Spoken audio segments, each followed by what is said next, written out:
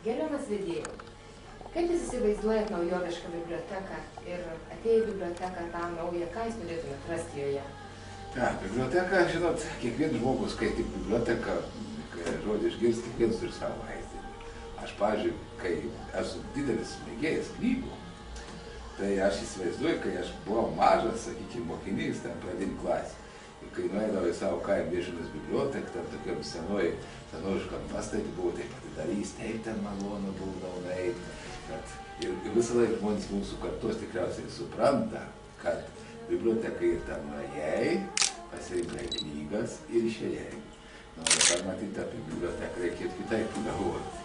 Vieniems tai yra iš tikrųjų biblioteka dabar interneto prieiga. Iš tikrųjų žmonės, kurie neturi kur, kaip sakant, pasinaudoti interneto, tai eina į biblioteką.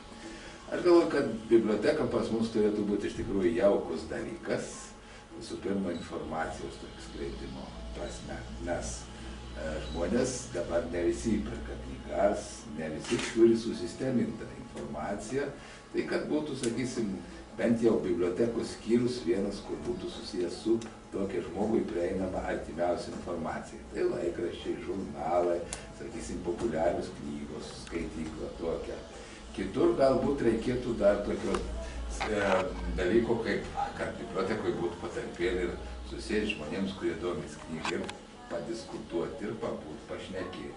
Taip pat biblioteka galėtų krypti turėti, sakysim, bent jau pas mus yra knygų kolekcionierių, kurie galėtų ten ateiti, pasišnekėti, pabūti, apie knygas pasitarti, ar dar ką nors kitą, ar pasikeisti.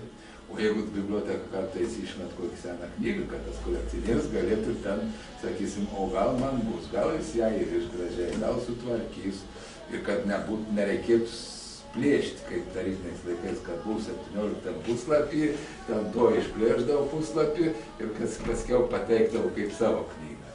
Tai čia yra ir tokių dalykų. Aš pats turiu savo, kadangi renku knygas, kur yra 17 puslapis išplėš arba nukirps ten tą vietą, kur buvo atspaudas. Tai va tokių dalykų. Taigi va, jeigu biblioteka turėtų būti plačiau suprantama, nes dabar knygų skaitomumas jaunimo tarpe sumažėjęs ir jeigu biblioteka bus jauki, tvarkinga, ypatingai pas mūsų žiemos ar rudens vakarais, iš tikrųjų, jinai gali tapti tą vietą, kur žmonės norėtų ateiti ir būti.